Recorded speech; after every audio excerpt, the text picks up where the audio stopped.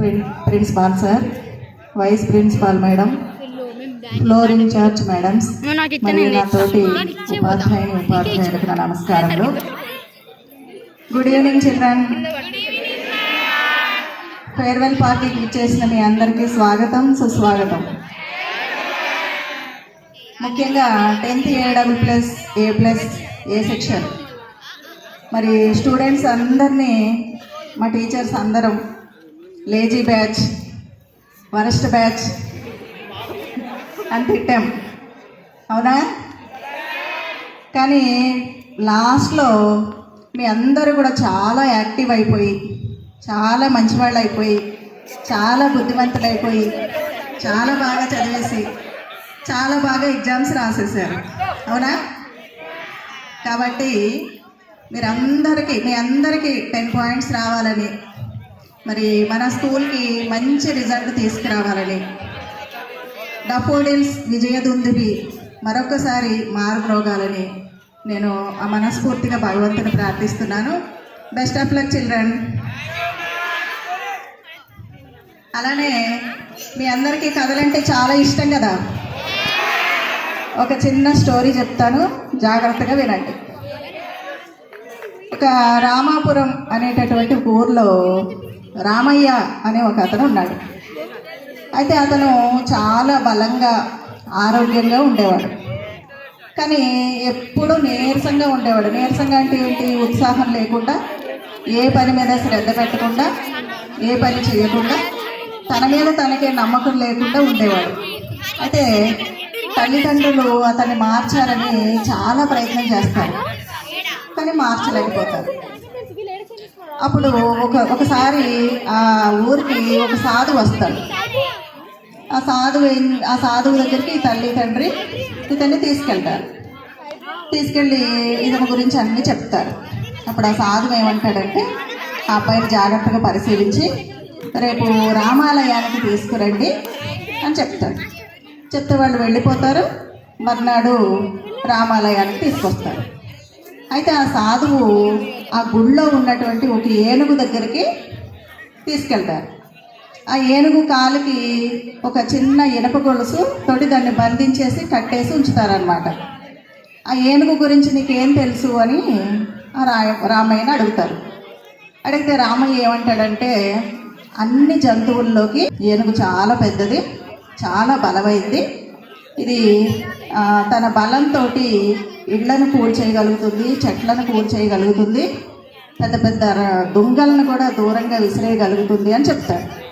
మరి అంత బలం ఉన్నటువంటి ఏనుగు మరి అంత చిన్న ఇనుప గొలుసుని ఎందుకు తెంచుకోలేకపోతోంది అని అడుగుతాడు. దానికి రామయ్య ఏమీ సమాధానం చెప్పడం. అప్పుడు ఆ సాధువు ఏమంటాడంటే, ఈ ఏనుగు చాలా చిన్నగా ఉన్నప్పుడు ఇదే గొలుసుతో దాని కాళ్ళకి కట్టేసి బంధించారు. అది ఒక 4-5 సార్లు విడిపించుకోవాలని ప్రయత్నం చేసింది, కానీ విడిపించుకోలేకపోయింది. దాంతో దాన్ని తెంచుకోలేక అది ఏమని నిర్ణయించుకుందంటే, ఇక ఇంతే, నేను ఈ గొలుసుని నేను తెంచుకోలేను అని తన మైండ్లో ఫిక్స్ అయిపోయి పూర్తిగా ప్రయత్నం మానేసింది. అలా అందుకని ఇప్పుడు ఏమైంది, ఏనుగు చాలా పెద్దదైంది, చాలా బలం వచ్చింది. ఇప్పుడు కూడా ఇది ఏమనుకుంటుంది, దీన్ని ఇంక నేను తెంచుకోలేనని ప్రయత్నమే చేయట్లేదు. కానీ దీనికి ఉన్న బలానికి ఈ ఏనుగు 1 నిమిషంలో ఆ గొలుసుని తెంచుకోగలుగుతుంది అని చెప్తాడు. చెప్పి, నాయనా నువ్వు కూడా ఏనుగు లాంటి వాడివే, బలమున్న బలహీనుడివి. చిన్నప్పుడు ఏదో కారణంగా నువ్వు వెనకబడిపోయావు, కానీ ఇప్పుడు అదే భయంతో నువ్వు అలాగే ఉండిపోతున్నావు, ప్రయత్నం చేయట్లేదు. కాబట్టి నువ్వు ఆత్మవిశ్వాసాన్ని పెంపొందించుకో, అన్ని పనుల్లో నువ్వు విజయం సాధించగలుగుతావు అని చెప్తాడనమాట. దాంతో రామయ్య చక్కగా ఆత్మవిశ్వాసాన్ని కలిగి ఉండి అన్ని పనులు నేర్చుకుని అన్ని పనులు చేసి ఉన్నత స్థానానికి వెళ్తాడనమాట. మరి ఈ కథ ఎందుకు చెప్పారు అంటే, మీలో కూడా కొంతమంది స్టూడెంట్స్ ఏదో ఒక కారణం చేత చిన్నప్పుడు చదువులో వెనకబడిపోయి ఉంటారు, అవునా?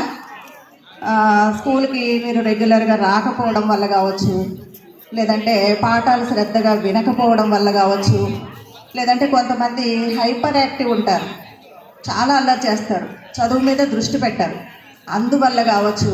లేదంటే కొంతమందికి ఐక్యూ లెవెల్స్ చాలా తక్కువ ఉంటాయి, అందువల్ల కావచ్చు. లేదంటే కొంతమంది పౌష్టికాహారం తీసుకోరు, అందువల్ల రక్తహీనత ఉంటుంది వాళ్ళకి. మరి శరీరానికి సరిపడే హిమోగ్లోబిన్ లేకపోయినప్పుడు కూడా వాళ్ళు చదువులో వెనకబడతారు, చాలా నీరసంగా ఉంటారనమాట. లేదా ఇంకా టీచర్సు చెప్పే పాఠాలు అర్థం కాకపోవడం వల్ల కావచ్చు, లేదా అర్థం కాని వాటిని ప్రశ్నల రూపంలో అడగకపోవడం వల్ల కావచ్చు, లేదంటే టీచర్స్ పేరెంట్స్ పిల్లల్ని పట్టించుకోకపోవడం వల్ల కావచ్చు. ఏదో ఒక కారణం చేత మీరు వెనకబడిపోయి ఉంటారనమాట. అయితే ఇంకొక కారణం ఏంటంటే సర్వసాధారణంగా ఇలా వెనకబడినటువంటి పిల్లలకి మార్కులు చాలా తక్కువ వస్తూ ఉంటాయి. అందుకని వాళ్ళు ఏమనుకుంటారు, ఈ రామయ్య లాగానే నేను ఇంతే, నాకు మార్కులు తక్కువ వస్తున్నాయి, నేను చదవలేను, నా శక్తి ఇంతే అని క్రమక్రమంగా ప్రయత్నం చేయడం మానేస్తున్నారనమాట. చదవడానికి ప్రయత్నం చేయట్లేదు, అందువల్ల వెనకబడుతున్నారు. అలానే మరి 10th క్లాస్ వరకు స్టూడెంట్స్ అందరూ అన్ని సబ్జెక్ట్స్ చదవాల్సి ఉంటుంది, అవునా? కొంతమంది కొన్ని సబ్జెక్ట్స్ అంటే ఇష్టం, కొంతమందికి కొన్ని ఇష్టం ఉండవు. ఇష్టం ఉన్నా లేకపోయినా అన్ని సబ్జెక్ట్స్ చదవాలి. కానీ 10th తర్వాత ఏంటంటే మీకు నచ్చినటువంటి సబ్జెక్టు చదివేటటువంటి అవకాశం ఉంటుంది. మీ గోల్ మీరు సెట్ చేసుకుని, మరి ఈ గోల్ నేను రీచ్ అవ్వాలి అంటే ఏ సబ్జెక్టు చదవాలి, ఏ గ్రూప్ ఎంచుకోవాలి అని నిర్ణయించుకుని మీకు నచ్చినటువంటి సబ్జెక్టుని ఎంచుకుని ఇష్టంగా చదవండి. ఎందుకంటే ఈ రామయ్యని చూశారు కదా, ఆయన బలమున్న బలహీనుడు అనమాట.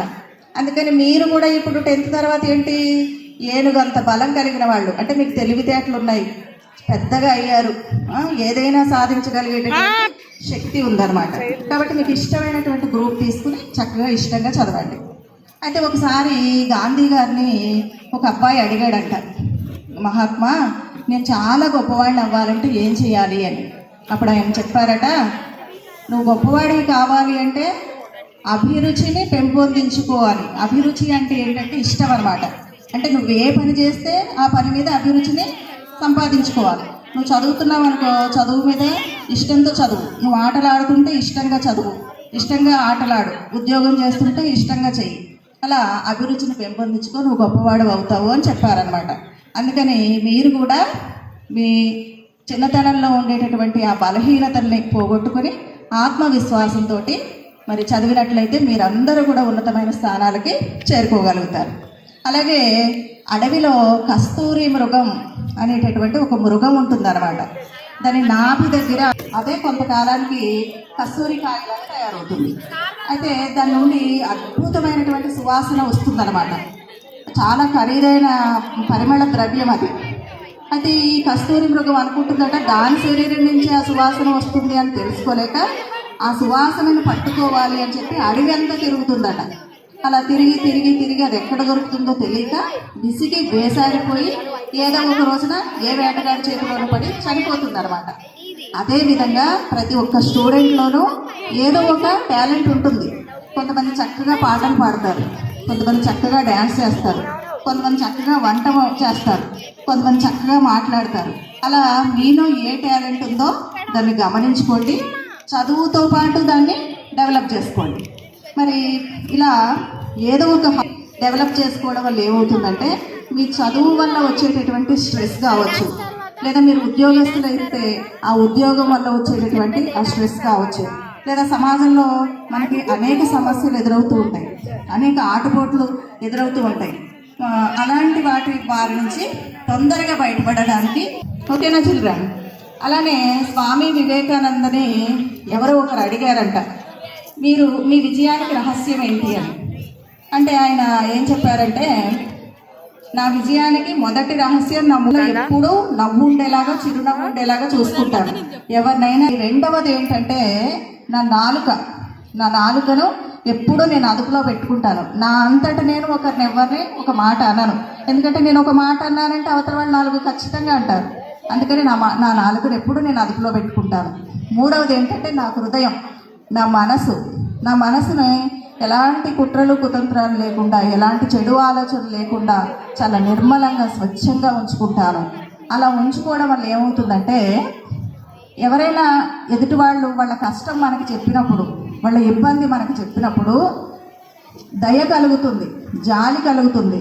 మరి వాళ్ళకి సహాయం చేయాలనే ఆలోచన వచ్చి సహాయం చేయగలుగుతాం. మరి అది దైవత్వానికి మార్గం కూడా అదే.